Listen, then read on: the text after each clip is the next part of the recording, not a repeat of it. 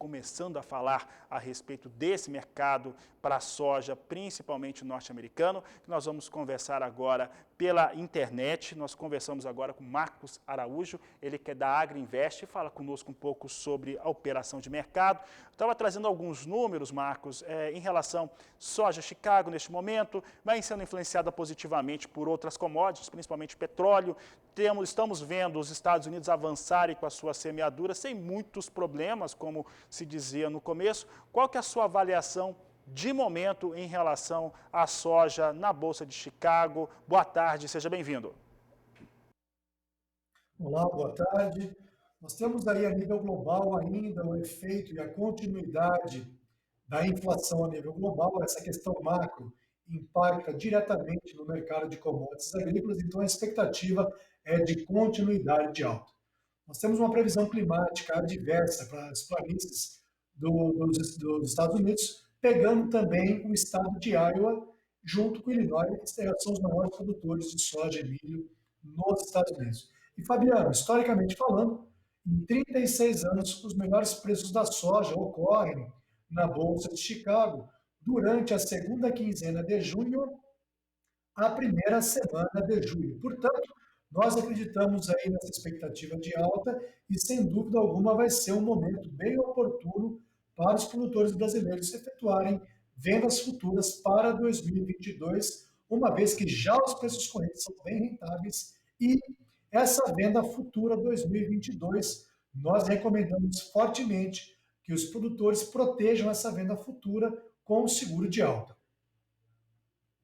Marcos, em torno daquilo que nós temos hoje, principalmente com moeda norte-americana, e isso vai influenciar no Brasil, alguns economistas que trabalham com câmbio acreditam numa valorização do real frente à moeda norte-americana, e esse ponto ele é importante para todo mundo que trabalha com produtos de exportação, inclusive o sojicultor.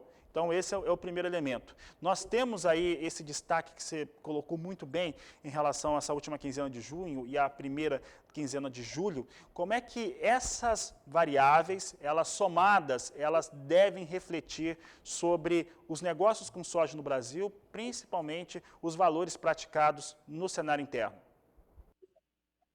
Excelente pergunta. Normalmente nós temos uma correlação inversa. Quando o dólar cai, as commodities sobem.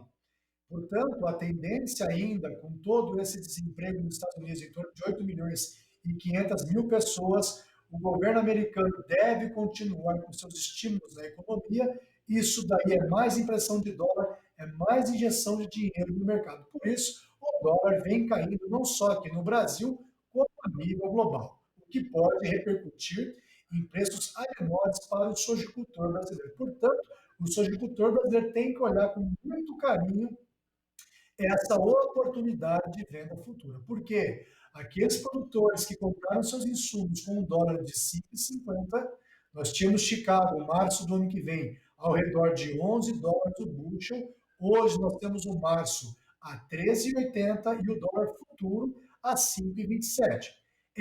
Esse risco cambial é muito perigoso para o sojicultor brasileiro. Portanto, esses preços futuros, no atual nível de preço, que nós temos Chicago a 13,80, o prêmio no Porto de 20 centavos e o dólar futuro a 5,27, se traduz numa soja do Porto para o ano que vem a R$ 160,50. Por exemplo, em Rio Verde, Goiás, seria uma soja ao redor de R$ 149,50 uma saca, que para uma produtividade de 67 sacas por hectare, o sojicultor de Goiás, nesse exemplo real, está tendo um retorno, uma margem operacional de R$ 6.000 por hectare. Então, eu não vejo por que o produtor ter medo. Subiu os insumos? É verdade, subiu 40%. Só que os preços da soja em reais, contando essa disparada de Chicago, subiu 60%. Então, o produtor deveria olhar com carinho, se ele fizer uma venda futura para 2022, e proteger essas vendas futuras com essa call que eu falei, que é o seguro de alta. Marcos, esse ponto é bem interessante em termos de proteção do negócio, até porque se nós pegarmos, o mercado é vivo, ele está ele está em constante atuação. Nesse momento nós temos uma soja com alta de em torno de 1% em Chicago, nós estamos com uma forte queda para dólar de novo, está caindo 1,2, 1,25, está vindo para baixo de 5,10 agora, R$ 5,08, ainda que no mercado futuro, dólar futuro está apontando para um pouco mais de 5,20, né? Já tem algumas sinalizações de queda para essa moeda. Se nós considerarmos os parâmetros, então, agora vou mudá-los, tá? Vou colocar o dólar, que nós estamos vendo neste momento, soja que negociado no preço do cenário internacional, e o custo de aquisição de insumos, que aumentou o seu valor, mas também ele sofre, de certo modo, com esse câmbio mais baixo, com o real mais valorizado. Melhora na hora de fazer a aquisição. O poder de compra para aquisição melhora um pouco para esse produtor. Dentro desses parâmetros, mantenha essa mesma estratégia que você acabou de falar? Sim, faz todo sentido para quem comprou os insumos, por exemplo. O produtor rural basicamente tem três moedas, né? Real, dólar ou a soja. Então, se você olhar, por exemplo, teve produtores que compraram o fosfatado alguns meses atrás, quando Chicago, março do ano que vem, estava ao redor de US$ 11 o bushel, estava dando uma relação de mais ou menos 19 sacas por tonelada do MAP DAP. Hoje, Chicago subiu, mas o MAP recentemente explodiu os preços, né? Essa relação chegou a bater 27 sacas de soja para uma tonelada base Porto. Então, o produtor rural tem que avaliar muito o que ele está fazendo de custo. Eu gosto demais dessa relação de custo, sacas de soja por hectare. Quanto menor essa relação, mais é interessante para o sojicultor. Por exemplo, você pega produtores de Goiás, vários aí estão tendo condições de fazer seu custeio com em torno de 27 sacas por hectare. Para uma produtividade de 60 sacas, vejam vocês que é um excelente ganho para o sojicultor brasileiro.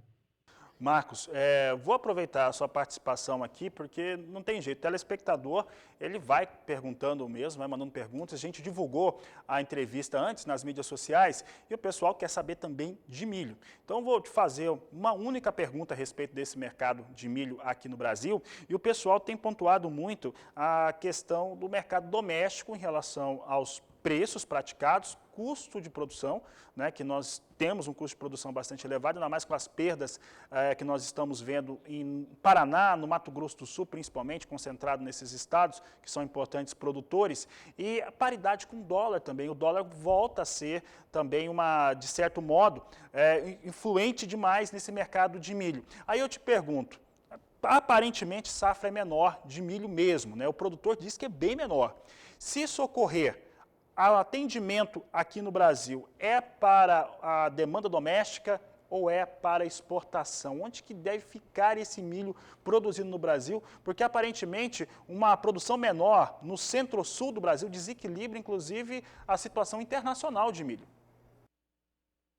Certamente, Fabiano. Para você ter uma noção, hoje cerca de 85% da exportação mundial de milho se concentra em quatro países: Estados Unidos, Ucrânia, Argentina e Brasil. O Brasil aí disputa hoje, aí, muitas vezes, segundo, terceiro lugar na exportação mundial de milho. Então, e hoje no Brasil, cerca de 77% da produção nacional de milho vem do milho safrinha. E a gente sabe que o milho safrinha é uma lavoura de grandes riscos. Inicialmente, nós tínhamos um potencial produtivo do milho safrinha 2021 em 83 milhões de toneladas. O mercado já trabalha com uma produção inferior a 63, uma queda média nacional cerca de 24%, podendo ser sim ainda menor, porém, ou seja, uma queda já consolidada, Fabiano, no milho de safrinha, cerca de 20 milhões de toneladas. No entanto, o milho brasileiro está muito caro no mercado internacional. O programa de exportação brasileiro, que inicialmente era estimado em 35 milhões de toneladas, várias tradings têm trabalhado com uma exportação brasileira entre 20 a 23 milhões de toneladas. Portanto, uma queda aí de 13 a 15 milhões de toneladas. A produção cai 20 e a exportação cai de 13 a 15 milhões. Muito desse milho, que inicialmente era programado para ser exportado, junho, julho, nós tivemos o atraso do plantio do milho, esse milho foi revertido para o mercado interno e as tradings vão originar esse milho em outros fornecedores, a exemplo da Argentina e Ucrânia, Fabiano. Marcos, para encerrar, não tem mágica, né? Menor oferta de milho uma tendência de preços mais elevados também. Sem dúvida, Fabiano. Complementando a tua pergunta inicial, se me permite, por exemplo, o milho para exportação embarca em setembro agora desse ano, 2021. Nós temos Chicago a $600, 602 centos o bushel no milho e um prêmio na exportação de $1 acima de Chicago. Com o dólar futuro a 5,21, é o milho sobre roda Santos a R$ 84,30.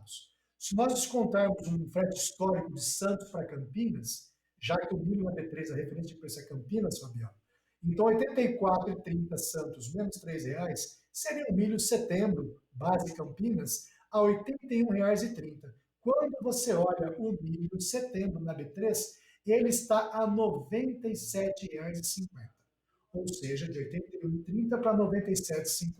Vejam vocês que o milho no mercado brasileiro está a cerca de R$ 16 por saca, acima do preço de paridade de exportação.